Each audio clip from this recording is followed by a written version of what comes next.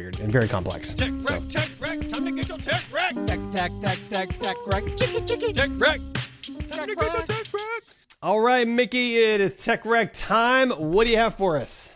It's always so tough for me, but this one was actually kind of easy. I'm going with the Kindle Scribe. So if you're not familiar with that, it's a giant Kindle with a pen, and it's fantastic. And it sort of depends on your use case, but I had the Remarkable 1 and the Remarkable 2 that were a similar kind of tablet for writing, but they had a few problems, at least for me. One is you couldn't use the Kindle on it. So you could load PDFs in and that kind of stuff. There are other tablets that you could, but they were Android-based. You could kind of load the app sideways, but it's still, this is a true Kindle at its core. Right. And the other problem with the Remarkable didn't have a backlight, which I get because they wanted the perfect writing experience. You know, the backlight adds a millimeter of depth to the screen, so it's not as realistic. Like, I want a backlight, dude. Like, I don't care about the millimeter. I want a backlight. So it's fantastic for me. Instead of carrying my Remarkable and my little Kindle, I have this giant Kindle and all my notes, and I can load PDFs in. I can sign documents from it. I can take notes in books. Like, it's phenomenal.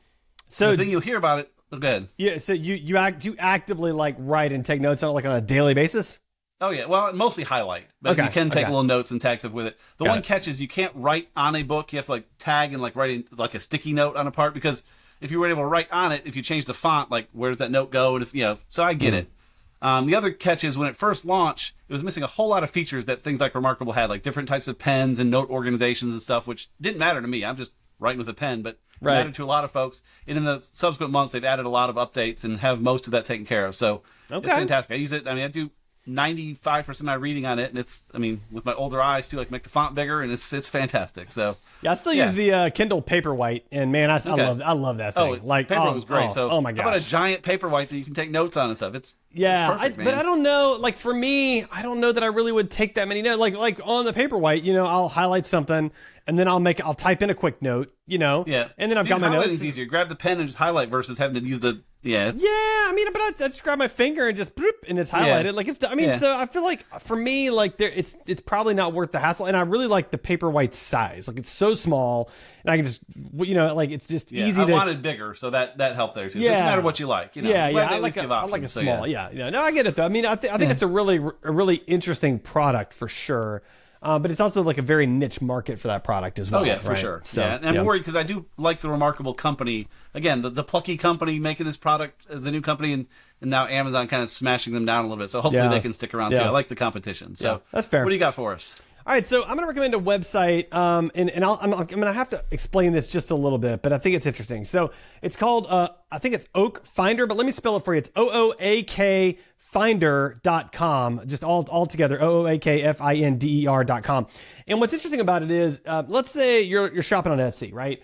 And you find this, let's go back to woodworking, because I said I like to do woodworking. And I recently created a custom keepsake box for my wife. But let's say that I didn't have those skills and I wanted to buy her a custom keepsake box. Now, how would you know that the box that's listed on Etsy is actually custom made? Like you wouldn't necessarily know. So what you can do is you can go grab the URL from Etsy, you can drop it into Oak Finder, and it will basically bring up Google Lens and all these reverse image search options for you. And then you can find out, was this purchased elsewhere? So I did it. So I was like, okay, well, I went through Etsy and I looked for a custom, like a box, a wooden box. I was like, oh, this one looks really nice. So I clicked on that. I'm like, oh, that looks custom. It looks beautiful. Like it looks really nice. I bet it's custom made. So then I put it into the Oak Finder, whatever thing, and I used Google Lens for the reverse image search. And sure enough, no, it's not custom made. They bought it on Alibaba, and you can buy hundreds of them in one load on Alibaba. And it was like they were like $3 a piece on Alibaba, and they're selling it for like $50 on Etsy. And it's like, oh, I see. So a lot of this Etsy stuff is really just Alibaba stuff that's repackaged and sold at a higher rate. So there you go.